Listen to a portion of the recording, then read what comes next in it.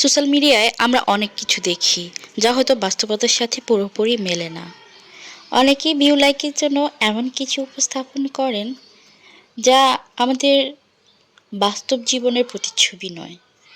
তাই এসব দেখে নিজেকে কম মূল্যায়ন করা বা নিজের জীবনকে তুচ্ছ ভাবা ঠিক নয়।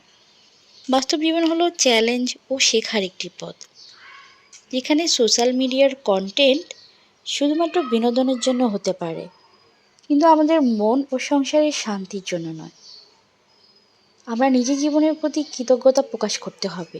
সত্যিকারের সুখ খুঁজি বাস্তব সম্পর্ক ও অভিজ্ঞতায়, কোনো কন্টেন্ট ক্রিয়েটর বা কোনো কন্টেন্টের মাধ্যমে নয়। আসসালামু আলাইকুম, কেমন আছেন আমার কলিজার ভাই বোনেরা? আশা করছি আল্লাহর অশেষ রহমতে সবাই অনেক বেশি ভালো আছেন। আলহামদুলিল্লাহ, আমরাও পরিবার পরিজন নিয়ে অনেক বেশি ভালো আছি। গত পর্বে ব্লগটা যেখান থেকে শেষ হয়েছিল আবার সেখান থেকেই শুরু করছি আজকে। তো গত ব্লগে দেখিয়েছিলাম যে আমার কিছু পার্সেলে এসেছে দারাজ থেকে। আমি এগুলো অর্ডার করেছিলাম, তো শুধুমাত্র একটা এসেছিল। আলাদা আলাদা শপ থেকে অর্ডার করেছিলাম, যার কারণে দেখা গিয়েছে একটা মানে তিনটা একসাথে দিয়ে গেছে, আবার দুইটা আলাদা আলাদা দিয়ে গেছে। আর জিনিসগুলো কিন্তু একেবারে খুবই কম দামে নিয়েছি, মানে এত বেশি দাম না, খুবই অল্প টাকায় আমি জিনিসগুলো অর্ডার করেছি। আর এরকম অল্প দেখে অর্ডার করা। তো আমার ছেলে এগুলো দেখে বলছিল যে সে আনপ্যাক করবে।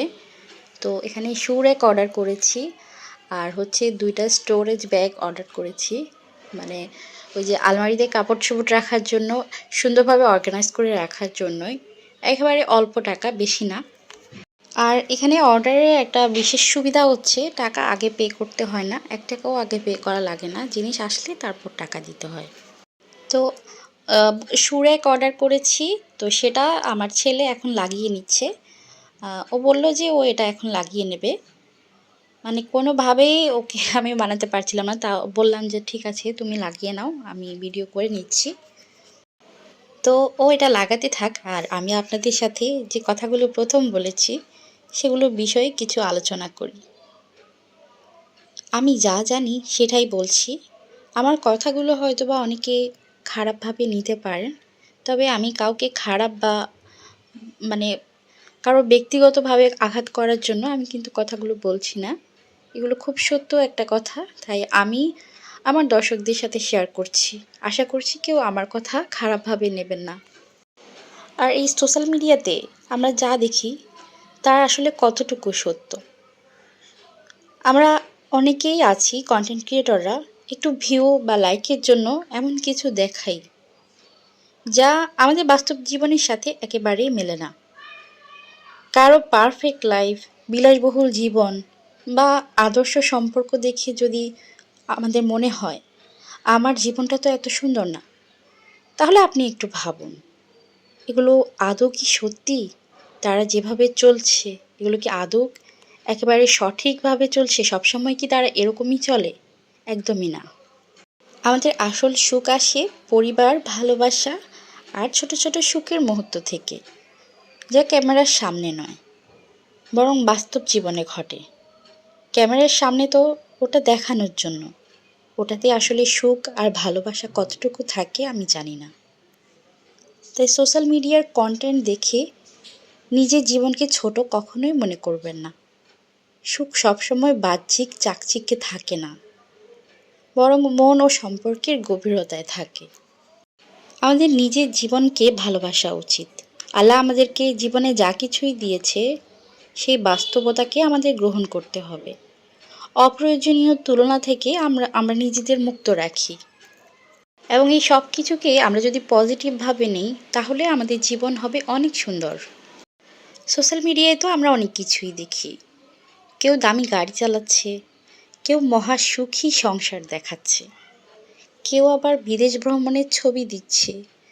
দেখে মনে হতে পারে আমার জীবন তো এমন সুন্দর না, কিন্তু আপনি একটু ভাবুন এগুলো কতটুকু সত্য।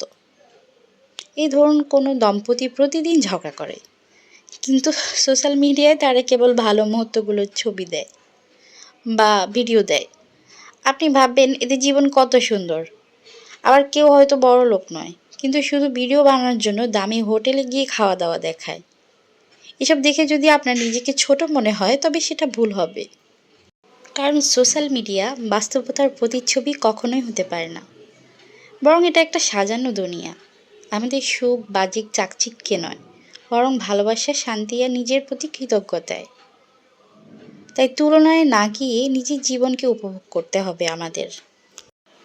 সোশ্যাল মিডিয়ায় আমাদের বিনোদন দেয়, নতুন কিছু শেখায়, কিন্তু এটাও মনে রাখতে হবে যে এখানে যা দেখি তার সব কিছু একেবারে হুবহু এক নয়। অনেক কন্টেন্ট নির্মাতা কঠোর পরিশ্রম করে আমাদের আনন্দ দিতে চায়, আমাদের অনুপ্রাণিত করতে চায়। তারা যে ভুল কাজ করছে আমি কিন্তু এটা বলছি না, কিন্তু আমাদের মনে রাখতে হবে সোশ্যাল মিডিয়া কন্টেন্ট ও বাস্তব জীবন এক জিনিস নয়। কেউ ভিউয়ের জন্য সুন্দর মুহূর্তগুলো তুলে ধরেন, কেউ বিনোদনের জন্য চমকপ্রদ কন্টেন্ট বানান, যা আমাদের ভালো লাগা ও শেখার জন্য দারুণ হতে পারে। তাই কন্টেন্টকে বিনোদন হিসেবেই দেখি, কিন্তু নিজের জীবনের সাথে তুলনা না করি। আমরা আর কন্টেন্ট ক্রিয়েটরদের জন্য বলি, আপনারা অসাধারণ কাজ করেন। যদি আপনার কন্টেন্ট মানুষকে বিনোদন দেওয়ার পাশাপাশি তাদের জীবন সম্পর্কে ইতিবাচকভাবে ভাবতে শেখায়, তাহলে সেটাই সত্যিকারের সাফল্য। তাই চলুন সবাই মিলে ভালো কিছু তৈরি করি, ভালো কিছু দেখি, আর বাস্তব জীবনটাকে উপভোগ করি। সুর একটার পরে কিন্তু ২-৩ দিন পরেই হচ্ছে এই সেলাই মেশিন, এবং আমি আরও একটা জিনিস অর্ডার করেছি, সেটা একটু পরেই দেখাচ্ছি। তো এগুলো অর্ডার করেছি, এগুলো এসেছে, একসাথে আসেনি। যেহেতু আমি আলাদা আলাদা করে অর্ডার করিনি, আলাদা আলাদা শপে অর্ডার করেছিলাম, যার কারণে কেউ ১ দিন বা ২ দিন লেট হয়ে গেছে। তো ভাবলাম একসাথেই আপনাদের সাথে বিষয়গুলো শেয়ার করি। আর আমি যে এই জিনিসগুলো অর্ডার করেছি এগুলো সম্পূর্ণটাই আমার একদম প্রয়োজন থেকে, মানে আমার মনের না বলা কথাগুলো এগুলো।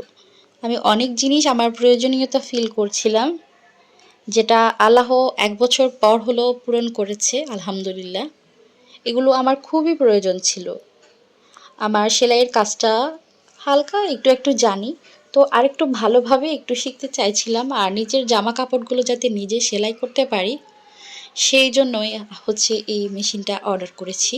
যদি ভালোভাবে সব কিছু শিখে নিতে পারি তাহলে দেখা যাবে মেশিনটা কিনে নেব।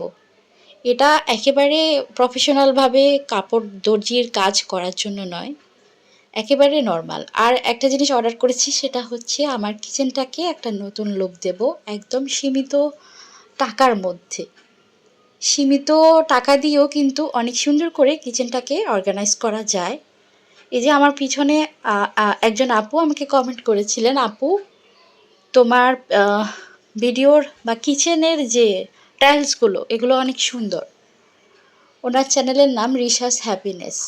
তো ওই আপুটাকে বলছি, আমি জানি না আপনি আমার ভিডিও দেখবেন কি না, তবে আমার কিচেনের পিছনে যে টাইলসগুলো দেখছেন এগুলো আসলে টাইলস না, এগুলো হচ্ছে স্টিকার, মার্বেল স্টিকার যেগুলোকে বলে, তো সেগুলো। আর এই মার্বেল স্টিকারগুলোর দাম, এক পিসের দাম মোটামুটি ১৭৯ টাকা পড়েছে। তো এখানে আমি ৫ মিটার আনিয়েছি, তো সেক্ষেত্রে একটু দামটা বেশিই হয়েছে। তো ৫ মিটারের দাম হিসাব করে সবগুলো একসাথে দিয়ে দিয়েছি। এক পিসে তো আর কিচেনের যে টাইলসের মাপটা সেটা হবে না, আমার ৫ মিটারই লাগবে। তো দেখা গিয়েছিল এক্সট্রা বেঁচে গিয়েছিল, তো সেটা টেবিলের পেছনেও লাগিয়ে দিয়েছি। আমি পরে আপনাদের সাথে শেয়ার করব, এখন আর ডিটেলসে দেখাচ্ছি না। তবে কিচেনটাকে কিভাবে সাজালাম বা কিভাবে এই মার্বেল স্টিকারটা লাগালাম সেটাও দেখাবো পরে। আর এখন রান্না করছি আমি বিরিয়ানি। আমি কাচ্চির মশলাটা সবসময় ব্যবহার করি, যদি প্যাকেট মশলা ইউজ করি, নয়তোবা যে নর্মাল রাঁধুনির যে বিরিয়ানি মশলাটা সেটা আমি দিই না, কারণ ওটার গন্ধটা আমার কাছে ভালো লাগে না। তাই আমি যখন বিরিয়ানি, যদি প্যাকেটের বিরিয়ানি রান্না করি রেডিমেড, সেক্ষেত্রে কাচ্চিটা আমি এই বিরিয়ানি রান্নায় সবসময় ব্যবহার করি।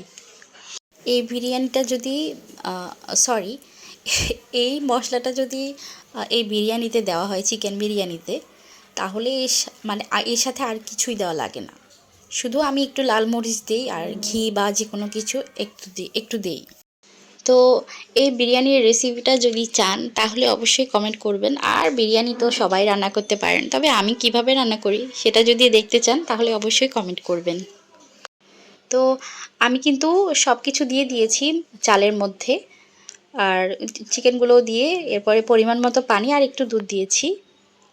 আর এখন পেঁয়াজের বেরেস্তা দিয়ে দিয়েছি আর ঘি তো দিয়েছি, দেখতেই পেয়েছেন প্রায় 1.5 টেবিল চামচের মতো পড়ে গিয়েছে একসাথে। তো আজকে একটা বিষয় বলি, আমার বাসায় হচ্ছে কাঁচামরিচ ছিল না, তো কাঁচামরিচ ছাড়াও কিন্তু আমি বিরিয়ানিটা রান্না করেছি আর অনেক বেশি মজা হয়েছিল।